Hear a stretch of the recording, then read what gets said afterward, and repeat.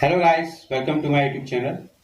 आज की इस वीडियो में हम बात करने वाले हैं कार्टेशियन प्रोडक्ट ऑफ सेट्स के बारे में। इससे पहले की जो हमारी वीडियोस थी उन वीडियोस में हमने आपको सेट के बारे में बता दिया है। अब जो हमारी वीडियोस आएंगी उसमें हम आपको कार्टेशियन प्रोडक्ट और रिलेशन के बारे में बताएंगे। तो आइए चलिए वीडियो स्टार्ट करते हैं।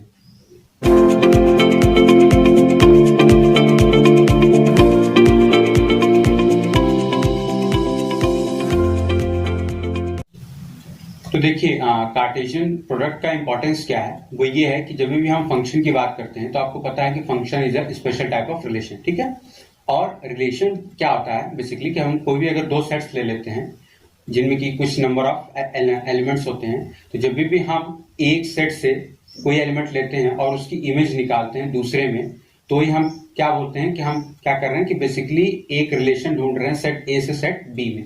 तो फंक्शन हमारा जो होता है वो बेसिकली एक स्पेशल टाइप का रिलेशन होता है, और जो रिलेशन होता है वो हमारा कार्टेशियन प्रोडक्ट का सबसेट होता है। इट मे बी प्रॉपर या नॉर्मल सबसेट, ठीक है। तो देखिए,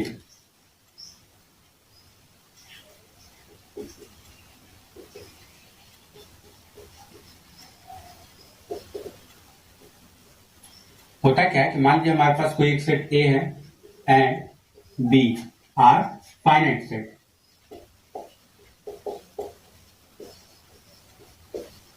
ठीक है। ए क्रॉस बी में क्या होता है, इज इक्वल टू, हमें मिलते हैं एक नया सेट जो कि ऑर्डर्ड पेयर्स में होता है ए बी, ठीक है। ए बी मान लेते हैं कि कोई भी एक आर्बिट्ररी एलिमेंट है such that A belongs to A comma B belongs to B, ठीक है। मतलब हम कभी भी सेट्स का जब भी कार्टेशियन प्रोडक्ट करते हैं तो हमें ये चीज मिलती है जिसको हम बोलते हैं ऑर्डर्ड पेयर्स, ठीक है। इस ऑर्डर्ड पेयर्स में क्वालिटी ये होती है कि हमारा जो पहला एलिमेंट होता है इस ऑर्डर्ड पेयर का, वो पहले सेट से बिलोंग करता है, जो दूसरा एलिमेंट होता है ये दूसरे सेट से बिलोंग करता है इस प्रोडक्ट के, ठीक है।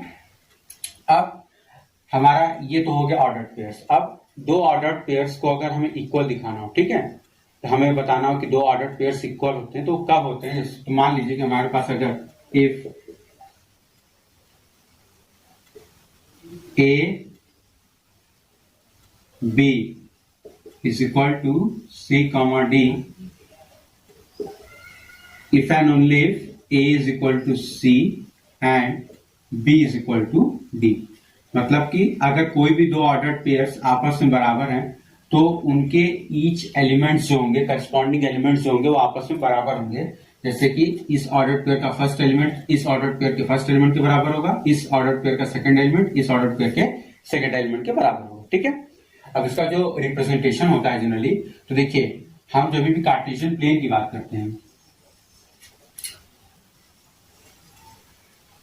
तो अगर जब भी हम कार्टेशियन प्लेन की बात करते हैं तो इस ए कॉमा बी में ये हमारा हमेशा एक्स एक्सिस रिप्रेजेंट करता है फर्स्ट एलिमेंट, और ये जनरली हमेशा वाई एक्सिस रिप्रेजेंट करता है, ठीक है। उसका रीजन सिंपल सा ही, तो मान लेते हैं कि इसकी ये इमेज है, ठीक है। मतलब कि हमने ये लिया तो उसके साथ में ये आया। अभी हम आपको एक एग्जांपल लेंगे तो आपको ज्यादा क्लियर हो जाएगा, ठीक है। तो ये हमारा बेसिकली एक्स एक्सिस को रिप्रेजेंट करता है और ये वाई एक्सिस को रिप्रेजेंट करता है। तो अगर हमारे पास कोई कार्टेशियन प्लेन है जिसमें ये आपकी एक्स एक्सिस हो गई, ये आपकी वाई एक्सिस हो गई, आपका बेसिकली ये ऑर्डर्ड पेयर होगा ए कॉमा बी। कोई भी पॉइंट मान लेते हैं ये, इसका मतलब ये होगा कि इसकी ये जो लेंथ है ये बी यूनिट है और इसकी ये जो लेंथ है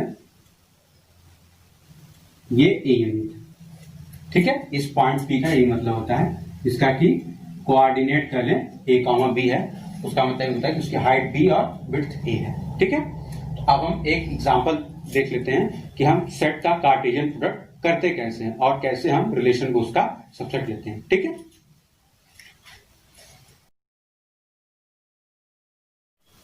तो देखिए हमारे पास एक एग्जांपल है। मान लेते हैं कि हमारे पास सेट ए है ए कॉमा बी और सेट बी है 1 2 3, ठीक है।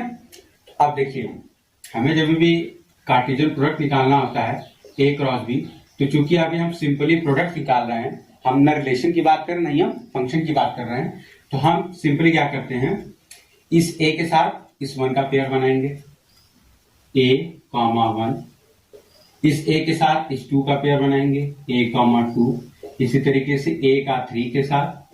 अब ए का हर एक के साथ हो गया पेयरिंग, अब क्या करेंगे हम बी का पेयरिंग स्टार्ट करेंगे। अब बी के साथ वन, बी के साथ टू, बी के साथ थ्री, ठीक है, ये हमारा बेसिकली ए क्रॉस बी तैयार हो गया। अब इसमें से हम कोई भी रिलेशन लेना चाहें तो वो निकाल सकते हैं, वो जो भी रिलेशन होगा वो इसका सबसेट होगा, ठीक है। और फंक्शन भी हो सकता है, क्योंकि आपको पता है कि फंक्शन क्या होता है, एक तरीके का स्पेशल रिलेशन होता है। अब यहां पर ध्यान देने वाली बात यह है कि देखिए एनए में, मतलब कि सेट ए में जो नंबर ऑफ एलिमेंट्स थे कितने थे, 2 थे। सेट बी में नंबर ऑफ एलिमेंट्स जो थे वो कितने थे, 3 थे। अब आप अगर N of A cross B count करेंगे तो देखिए 1 2 3 4 5 6, ये 6 का मतलब कितना हुआ, 2 इंटू 3।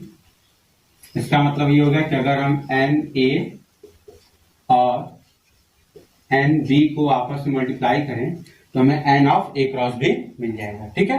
तो मतलब अगर हमें कोई भी सेट का कार्टेशियन प्रोडक्ट दिया हुआ है और उसके नंबर ऑफ एलिमेंट्स दिए हुए हैं, तो अगर हमें बात करेंगे, पूछेगा कि उसके इंडिविजुअल सेट्स में कितने नंबर ऑफ एलिमेंट्स हो सकते हैं, तो हम उसका बेसिकली फैक्टराइजेशन करेंगे और जो भी कंडीशन दी गई रहेगी उसी को अप्लाई करेंगे। ये हो सकता है पूछ दे कि अगर हमारे पास एन ए बराबर 2 है, एन बी बराबर 3 है, then what will be the number of elements in N of A cross B, ठीक है। तो हम क्या करेंगे, वहां पर सिंपली जो नंबर ऑफ एलिमेंट्स है उनको आपस में मल्टीप्लाई करेंगे और उसका आंसर लिख देंगे, ठीक है। अब ध्यान देने वाली बात यहाँ पर ये होती है कि सेट में मैंने आपको बताया था कि कोई भी एलिमेंट्स रिपीट नहीं होते हैं, ठीक है। तो यहाँ पर आपको ध्यान देने वाली बात ये कि चलिए यहाँ पर तो ये नंबर था, लेकिन अगर यहाँ पर अगर मैं ये एग्जांपल ले लूं,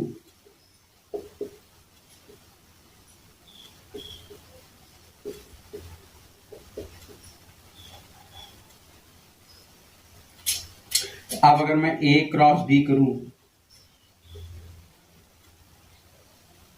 अब मुझे लिखना चाहिए 1 1 1 2 1 3 2 1 2 2 2 3। अब आप अगर एलिमेंट वाइज देखेंगे तो 1 2 यहाँ आया, 2 1 यहाँ आया, ठीक है। तो अब आपको समझने वाली बात यहाँ पर ये है कि ये दोनों कभी भी आपस में इक्वल नहीं, क्योंकि मैंने आपको बताया था कि दो ऑर्डर्ड पेयर्स तभी आपस में इक्वल होंगे जब उनके करस्पॉन्डिंग एलिमेंट्स आपस में बराबर हो। तो ये यहाँ पर तो ये है नहीं, ऑल्दो कि इनमें जो नंबर एंट्रीज हैं वो 1 और 2 की ही हैं, लेकिन चूंकि इनके ऑर्डर्ड पेयर्स आपस में बराबर, ऑर्डर्ड पेयर्स के जो ईच एलिमेंट है वो आपस में बराबर नहीं है, इसलिए हम इसको 2 बार लिखेंगे। ये ध्यान देंगे आप, क्योंकि आप इसी के बेसिस पर जब आप आगे परम्यूटेशन पढ़ते हैं, कॉम्बिनेशन पढ़ते हैं, तो वहां पर बेसिकली परम्यूटेशन में हम यही चीज फॉलो करते हैं। तो ये आपका बेस है कि आप कार्टेशियन प्रोडक्ट को अच्छे से समझें, ठीक है। अब इस पे रिलेटेड कुछ हमारे पास इंपॉर्टेंट फॉर्मूले हैं, जिसमें से कि जो टफ्स हैं हम उनका जो भी प्रूफ होता है, डेरिवेशन होता है बाय डेफिनेशन, वो देख लेंगे, और जो इजी है उसको मैं एज इट इज आपको सिंपली एक्सप्लेन कर दूंगा, ठीक है।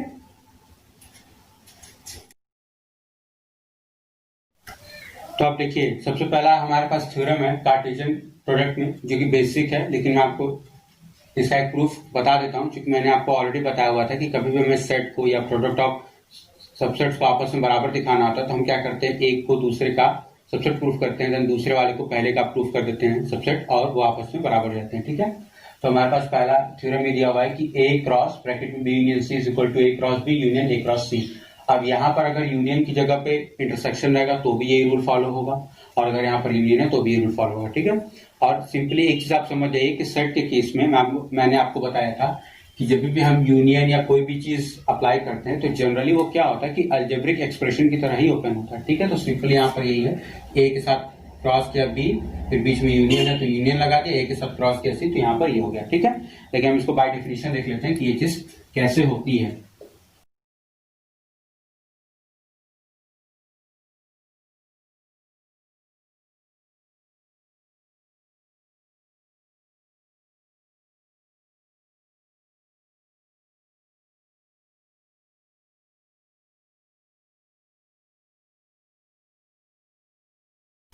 ठीक है, मान लेते हैं कि x कोई भी एक आर्बिट्रेरी एलिमेंट है।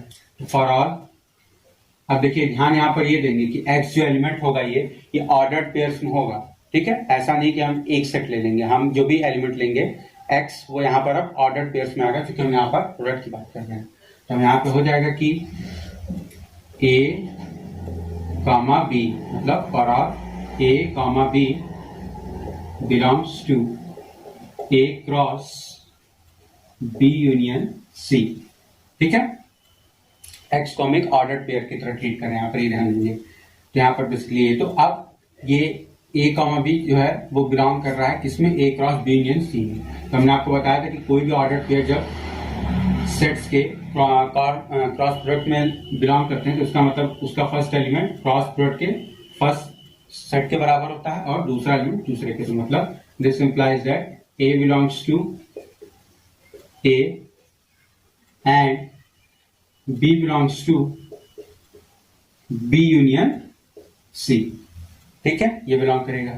अब दिस इंप्लाइज दैट a तो a में बिलोंग कर रहा है एंड अब यहां पे हो जाएगा कि b बिलोंग्स टू b और b बिलोंग्स टू c। क्योंकि b जो है वो b यूनियन c में बिलोंग कर रहा है, इसका मतलब कि स्मॉल b जो होगा या तो वो कैपिटल b में बिलोंग करेगा या तो कैपिटल c में बिलोंग करेगा, दोनों में से किसी में बिलोंग करेगा। अब हम क्या करेंगे, this implies that a belongs to a and b belongs to b or a belongs to a and b belongs to c। अब यहाँ पर ध्यान देने वाली बात आपको ये है कि हम यहाँ पर जो ब्रैकेट ओपन करते हैं, ठीक है, जनरली देखिए होता क्या है कि जब बाय डेफिनेशन आप प्रूफ करते हो तो जब भी आप ब्रैकेट ओपन करते हो तो आपको एंड और आर का ध्यान देना होता है कि किस जगह पर एंड अप्लाई है तो क्या होगा, और अप्लाइड है तो क्या होगा। अब चूंकि यहाँ पर और अप्लाइड है तो हम इसको एक्सटेंड कर सकते हैं दो जगहों पर, या तो b इसमें बिलोंग करे या तो b इसमें बिलोंग करे, हो सकता है कि b दोनों में बिलोंग करे। ठीक है, तो इसलिए हम इसको क्या किए हैं कि एक्सटेंड किए हैं बाय डेफिनेशन। ठीक है, यूनियन के। तो अब ये चीज हमारा हो जाएगा। अब ऑर्डर पेयर्स के केस में अगर a यहाँ बिलोंग कर रहा है, b यहाँ को बिलोंग कर रहा है, इसका मतलब हो जाएगा कि a, b जो है वो बिलोंग कर रहा है किसमें, a क्रॉस b में, और a, b यहां पर है, ये बिलोंग कर रहा है किसमें, a क्रॉस c में। अब बीच में और है, इसको अगेन हम करेंगे सिंप्लीफाई, तो हमारे पास हो जाएगा a, b वो बिलोंग करेगा a cross b union a cross c। ठीक है, अब चूंकि हम ए बी लेके थे, चले कि यहां से बिलोंग कर रहा है और वही ए बी हमारा लाई कर गया इसमें, इसका मतलब हो जाएगा दिस इंप्लाइज दैट कि ये जो है वो इसका सबसेट हो जाएगा। It is A cross B union C is a subset of A cross B union A cross सी।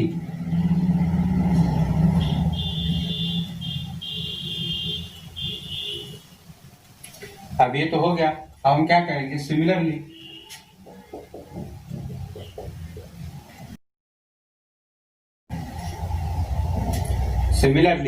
हम एक y एलिमेंट ले लेंगे और वो बिलोंग कराएंगे इस वाले में, और फिर इससे प्रूफ कर देंगे कि वो चीज यहाँ पे लाई कर रहा है। तो अब ये इसका सबसेट हो जाएगा, क्योंकि ये सबसेट ऑलरेडी प्रूफ हो चुका है इसका, और ये इसका हो गया सबसेट, दैट मींस कि आपस में बराबर हो गए। तो सिमिलरली वी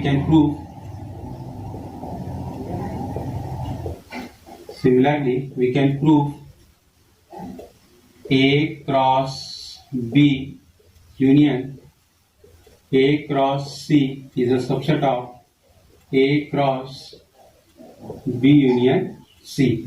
तो अब देखिए ये हो गया और ये हो गया, तो इन दोनों से हमारा क्या इंप्लाइज होगा, इसको अगर हम फर्स्ट मान लें और इसको सेकंड मान लें, तो फ्रॉम फर्स्ट एंड सेकंड,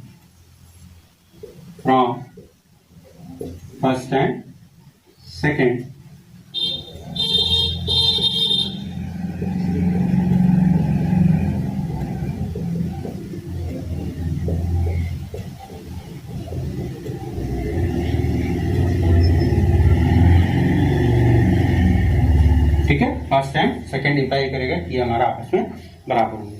ठीक है,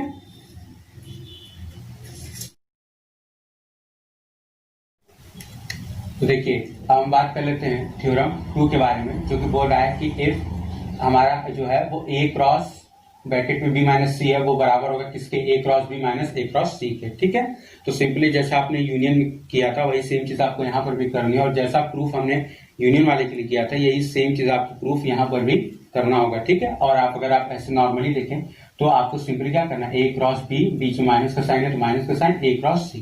ठीक है, ये सिंपल हो जाएगा।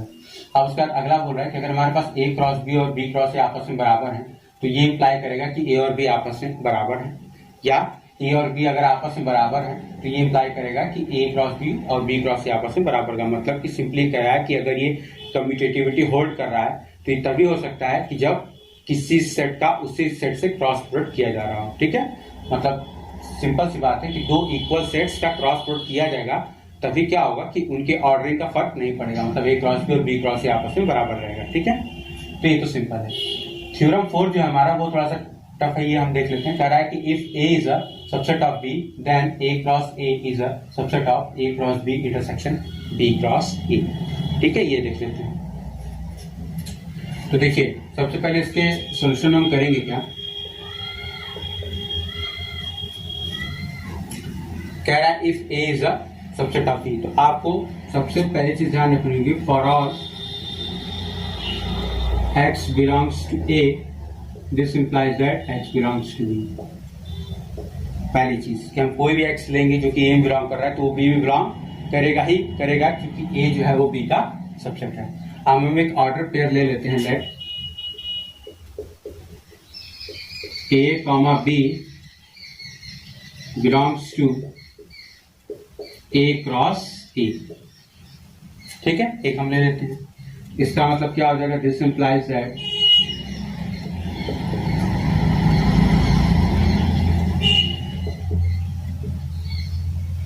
ए बी अगर ए क्रॉस में बिलोंग कर रहा है मतलब ए इस स्मॉल ए में बिलोंग करेगा और स्मॉल बी कैपिटल में बिलोंग करेगा। ठीक है, अब इसके बाद अगर यही चीज है तो हम इसको 2 बार भी लिख सकते हैं।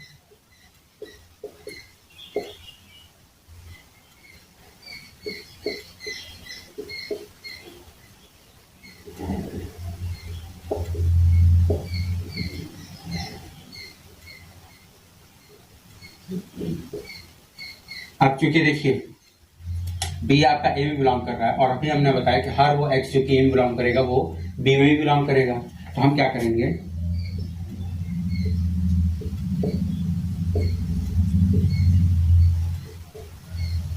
ठीक है हो जाएगा।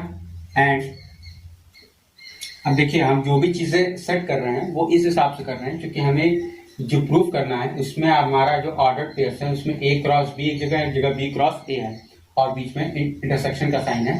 तो आपको ध्यान ये देना है कि एक जगह पर हमारा ए क्रॉस बी आना चाहिए और एक जगह पर बी क्रॉस ए होना चाहिए, इसलिए हमने एक जगह पर ए क्रॉस बी कर दिया। अब दूसरी जगह पर हम बी क्रॉस ए करेंगे, तो उस बी क्रॉस ए को करने के लिए हम क्या करेंगे, इस सेट जो ए है ये बिलोंग कर रहा है इस कैपिटल ए में, इसकी जगह पर हम क्या करेंगे, अब कैपिटल बी लिखेंगे क्योंकि हमें ऑर्डर पेयर में पहले कैपिटल बी चाहिए। तो हमारे पास हो जाएगा ए बिलोंग्स टू कैपिटल बी, क्योंकि इस कैपिटल ए जो है वो कैपिटल बी का सबसेट है, एंड बी बिलोंग्स टू ए।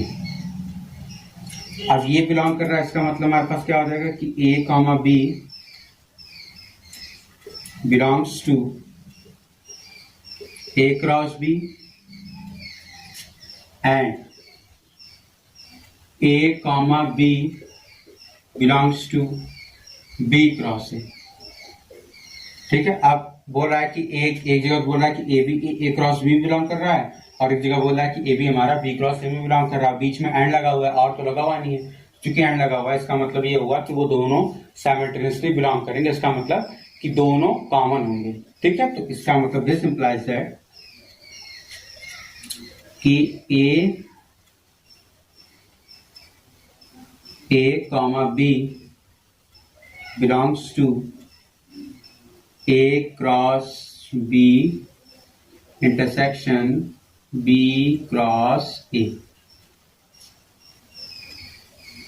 ठीक है, अब देखिए क्योंकि हम ये लेके थे चले कि हमारा ए बी जो है वो इसमें बिलोंग कर रहा है और वो बिलोंग कर गया इसमें, इसका मतलब कि हम ये लेके चले कि x हमारा इसमें बिलोंग कर रहा है, वो बिलोंग कर गया इसमें, मतलब कि ये इसका सबसेट हो गया। दिस इंप्लाइज दैट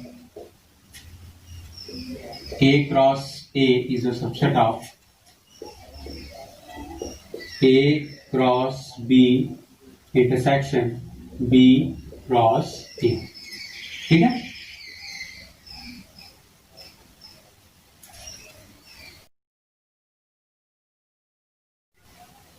तो देखिए अब हमारे पास थ्योरम 5 है, बोल रहा है कि if A is a subset of B then this implies that A cross C is a subset of B cross C। ठीक है, तो यहाँ पर नॉर्मल सी बात है कि हमारा कोई एक सेट है जो कि किसी एक सेट का ऑलरेडी सबसेट है। अब अगर हम दोनों में कार्टेशियन प्रोडक्ट करते हैं किसी एक सेम सेट का C का, तो जाहिर सी बात है कि जो A क्रॉस C होगा वो ऑलवेज सबसेट होगा B क्रॉस C का। ठीक है, क्योंकि C तो दोनों तरफ सेम है और ये हमारा दिया हुआ है कि ऑलरेडी B का सबसेट है। ठीक है, अब थ्योरम 6 जो है वो ये कह रहा है कि हमारे पास if A cross B intersection C cross D है तो ये बराबर होगा A intersection cross B intersection D। ठीक है, इसका हम प्रूफ देख लेते हैं। देखिए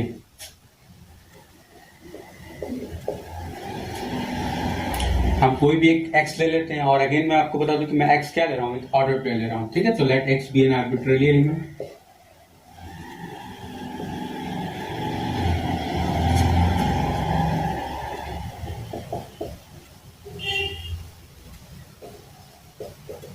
ठीक है, तो यहां पे हो जाएगा लेट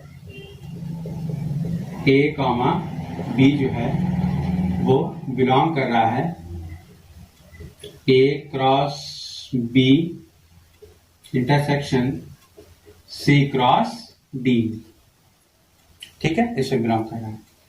अब देखिए दिस इंप्लाइज दैट क्योंकि अब A कॉमा B बिलोंग कर रहा है इन दोनों के इंटरसेक्शन में, इसका मतलब ये बात फिक्स हो गई कि ये एलिमेंट जो है वो इन दोनों में होगा। ठीक है, अगर हम इन दोनों को अलग अलग कर दें तो ये एलिमेंट इसमें भी होगा और ये एलिमेंट इसमें भी होगा, तभी इन दोनों के इंटरसेक्शन में आ रहा है। This implies that A comma B belongs to A cross B and A comma B belongs to C cross D।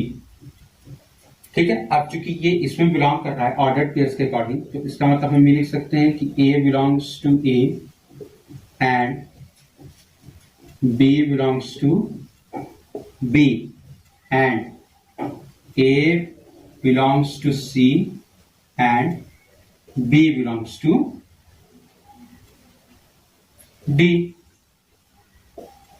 अब चूंकि एंड लगा हुआ है मतलब कि हम साइमल्टेनियस केस की बात कर रहे हैं, तो अगर ए स्मॉल ए जो है वो कैपिटल ए में बिलोंग कर रहा है और स्मॉल ए जो है यहाँ पर वो कैपिटल सी में भी बिलोंग कर रहा है, इसका मतलब हम सिंपल सी बात है कि इसको ये चीज लिख सकते हैं कि यही स्मॉल ए हमारा इस A and A belongs to C हो जाएगा, इसको हम एक जगह कर दें।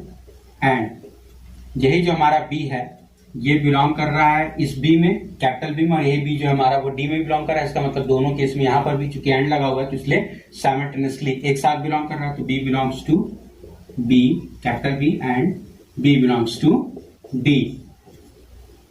अब ये बिलोंग कर रहा है, इसका मतलब ये हो गया कि ए जो होगा वो बिलोंग करेगा ए इंटरसेक्शन सी में, एंड यहां पर जो बी है वो बिलोंग करेगा बी इंटरसेक्शन डी में। ठीक है, क्लियर है यहां तक। अब ए यहां पर बिलोंग कर रहा है, बी यहां पर बिलोंग कर रहा है और ए बी आपस में ऑर्डर्ड पेयर्स हैं। तो अब हम सिंपली ये लिख सकते हैं कि हमारा ये जो है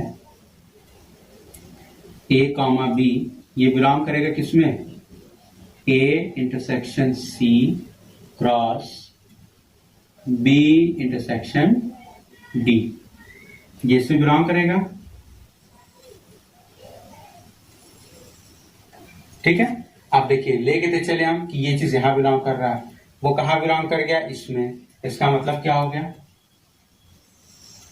देखिए सारा में वही प्रोसेस आपको यूज करना है कि आपको सबसेट प्रूफ करते हैं दूसरे का। तो मतलब कि ये इसका सबसेट हो गया। तो this implies that A cross B intersection C cross D is a subset of A intersection C cross B intersection D। ठीक है, आप देखिए ये चीज इसका हो गया सबसेट। अब हम प्रूफ कर सकते हैं सिमिलरली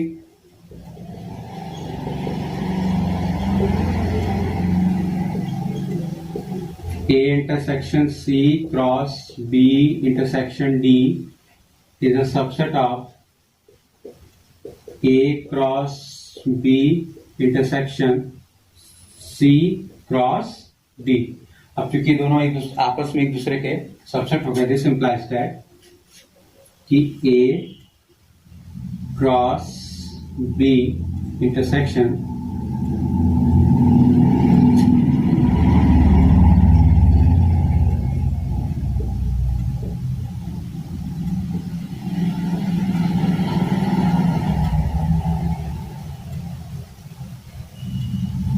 ठीक है, ये हमारा प्रूफ हो गया। ये वैल्यू हमारी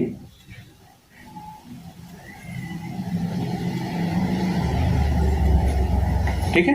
अब कुछ थ्योरम्स और बाकी हैं वो देख लेते हैं, फिर इसके बाद इस वीडियो का एंड करते हैं।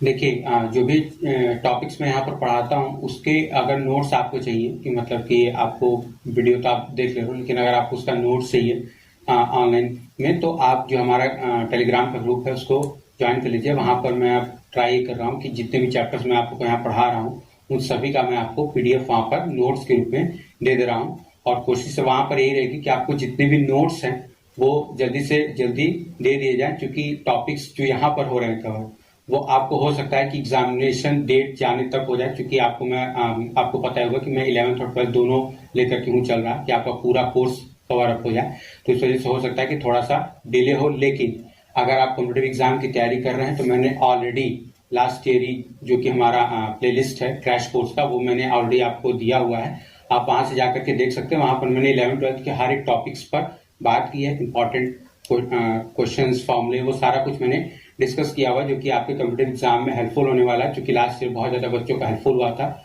और बच्चों को बहुत ज्यादा उससे हेल्प मिली थी। ठीक है, तो आप जाकर के उसको देख सकते हैं, और यहाँ पर जो चीजें होंगी मैं वो जो चीजें वहां पर शॉर्ट में बताया हूँ वही चीज मैं यहाँ पर एक्सप्लेन करूंगा। इसलिए हो सकता है कि ये वीडियोस थोड़ी सी आपको लंबी मिले और लास्ट तक मिले, इस वजह से अगर आपको जल्दी तैयारी करनी हो तो आप जाकर के हमारे जो क्रैश कोर्स का प्लेलिस्ट है वहां से जाकर के आप जितने भी टॉपिक्स हैं सभी पर देख सकते हैं, वो आपका कम से कम टाइम में तैयार हो जाएगा। ठीक है, तो अब देखिए हमारे पास जो थ्योरम 7 है ये कह रहा है कि if A is a subset of B and C is a subset of D, तो ये इम्प्लाई करता है कि A क्रॉस C जो होगा वो सबसेट होगा B क्रॉस D का। तो जाहिर सी बात है कि देखिए ये सेट है, A जो है वो B का है सबसेट, मतलब A के सारे एलिमेंट्स B में भी होंगे, और कह रहा है कि जो C है वो D का है सबसेट, मतलब C के सारे एलिमेंट्स D में भी होंगे। जब हम इन दोनों का क्रॉस प्रोडक्ट करेंगे तो इनके जो ऑर्डर पेयर्स आएंगे वो सभी B और D में भी लाइक करेंगे, तो वो सिंपल सी बात होगी कि हमारे जो A क्रॉस C है वो ऑलरेडी B क्रॉस D का सबसेट होगा। ठीक है, अब हम बात कर लेते हैं थ्योरम 8 की। वो कह रहा है कि A cross B complement union C complement का whole complement is equal to A cross B intersection A cross C। तो इसका मैं आपको प्रूफ बता देता हूँ। इसका देखिए दोनों प्रूफ है, आप चाहिए तो विद द हेल्प ऑफ जो मैंने आपको बेसिक मेथड बताया वो कर लीजिए, या आप चाहिए तो सीधे सीधे डिमॉर्गन्स लॉ का यूज कर लीजिए, आपको मेहनत कम करनी पड़ेगी। ठीक है, तो देखिए करेंगे क्या हम कि A क्रॉस हम इसको करते हैं सिंप्लीफाई। तो डिमॉर्गन्स लॉ मैंने आपको बताया था कि अगर हमारे पास B complement union C complement है तो हम इसको लिख सकते हैं B इंटरसेक्शन C का होल कॉम्प्लीमेंट। ठीक है, तो हम क्या करेंगे कि B इंटरसेक्शन C का कॉम्प्लीमेंट का कॉम्प्लीमेंट। ठीक है, क्यों? क्योंकि since B complement union C complement is equal to B intersection C का कॉम्प्लीमेंट बाय डिमॉर्गन्स लॉ। अब कॉम्प्लीमेंट का कॉम्प्लीमेंट है तो मैंने आपको कॉम्प्लीमेंट ऑफ अ सेट की प्रॉपर्टी बताया था कि अगर कोई एक सेट A लेते हैं हम और उसके कॉम्प्लीमेंट का कॉम्प्लीमेंट निकालते हैं तो अगेन हमें वही सेट मिल जाता है, that is A complement of complement A मिल जाएगा। तो यहाँ पर B इंटरसेक्शन C के कॉम्प्लीमेंट का कॉम्प्लीमेंट है, इसका मतलब दिस इंप्लाइज दैट ये हो जाएगा A cross B intersection C। अब इसका वैल्यू कितना होगा ये मैंने आपको ऑलरेडी प्रूफ में बताया हुआ है। ये हमारे पास सिंपली इसको ब्रैकेट ओपन कर देना है, A cross B intersection A cross C. ठीक है, आप चाहिए तो आप ये चीज बाय डेफिनेशन प्रूफ कर दीजिए कि आपका ये चीज यहां तक आ गया। अब ये वैल्यू आपको जो है वो दिखानी है कि इसके बराबर है। आप चाहिए तो आप बाय डेफिनेशन जो मैंने आपको बताया, क्योंकि एग्जामिनेशन में आपको प्रूफ करना होगा, तो बाय डेफिनेशन जो मैंने आपको मेथड बताया है यहां से आप अप्लाई करोगे। ठीक है, डायरेक्टली अगर आप चाहो तो यहां से डायरेक्टली भी अप्लाई कर सकते हो बिना कोई चेंजेस की इसमें डायरेक्ट, लेकिन बेटर यही रहेगा कि आप जो इजी है उसको करो, क्योंकि यहाँ पर कॉम्प्लीमेंट हो सकता है कि आपको कंफ्यूजन क्रिएट हो जाए नॉट बिलोंग्स टू में। इसलिए आप क्या करोगे, सबसे पहले इसको इस फॉर्म में लेके गए, उसके बाद बाय बेसिक डेफिनेशन जो है वो आप इसको प्रूफ कर दोगे। ठीक है, तो बेसिकली हमारा कार्टेशियन प्रोडक्ट में इतनी ही सारी जो चीजें हैं वो हैं। अब उसके बाद हमारी वीडियोस आएंगी, इसमें मैं आपको रिलेशन के बारे में बताऊंगा। ठीक है,